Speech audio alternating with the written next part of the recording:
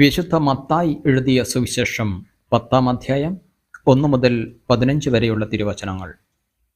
അവൻ തൻ്റെ 12 ശിഷ്യന്മാരെ വിളിച്ച് അശുദ്ധാത്മാക്കളെ ബഹിഷ്കരിക്കാനും എല്ലാ രോഗങ്ങളും വ്യാധികളും സുഖപ്പെടുത്താനും അവർക്ക് അധികാരം നൽകി.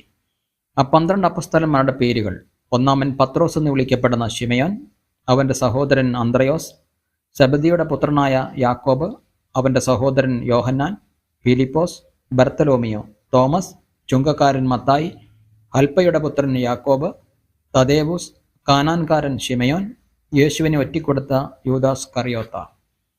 ഈ 12 പേരെയും യേശു ഇപ്രകാരം ചുമതലപ്പെടുത്തി അയച്ചു: നിങ്ങൾ വിജാതിയരുടെ അടുത്തേക്ക് പോകരുത്, സമരിയാക്കാരുടെ പട്ടണത്തിൽ പ്രവേശിക്കുകയുമരുത്.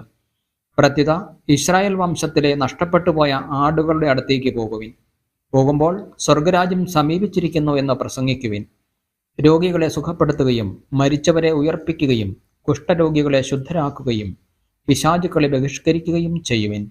ദാനമായി നിങ്ങൾക്ക് കിട്ടി, ദാനമായി തന്നെ കൊടുക്കുവിൻ. നിങ്ങളുടെ അരപ്പട്ടയിൽ സ്വർണമോ വെള്ളിയോ ചെമ്പോ കരുതി വയ്ക്കരുത്. യാത്രയ്ക്ക് സഞ്ചിയോ 2 ഉടുപ്പുകളോ ചെരിപ്പോ വടിയോ കൊണ്ടുപോകരുത്. വേല ചെയ്യുന്നവൻ ആഹാരത്തിന് അർഹനാണ്. നിങ്ങൾ ഏതെങ്കിലും പട്ടണത്തിലോ ഗ്രാമത്തിലോ പ്രവേശിക്കുമ്പോൾ അവിടെ യോഗ്യതയുള്ളവൻ ആരെന്ന് അന്വേഷിക്കുകയും നിങ്ങൾ ഏതെങ്കിലും പട്ടണത്തിലോ ഗ്രാമത്തിലോ പ്രവേശിക്കുമ്പോൾ അവിടെ യോഗ്യതയുള്ളവൻ ആരെന്ന് അന്വേഷിക്കുകയും അവിടം വിടുന്നതുവരെ അവനോടുകൂടെ താമസിക്കുകയും ചെയ്യുവിൻ.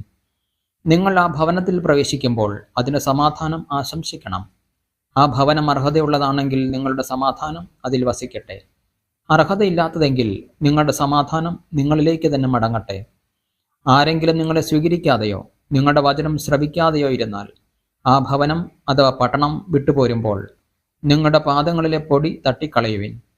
വിധി ദിവസത്തിൽ ആ പട്ടണത്തേക്കാൾ സോദോം ഗൊമോറ ദേശങ്ങൾക്ക് കൂടുതൽ ആശ്വാസമുണ്ടാകുമെന്ന് സത്യമായി ഞാൻ നിങ്ങളോട് പറയുന്നു. നമ്മുടെ കർത്താവായ മിശിഹായിക്ക് സ്തുതി.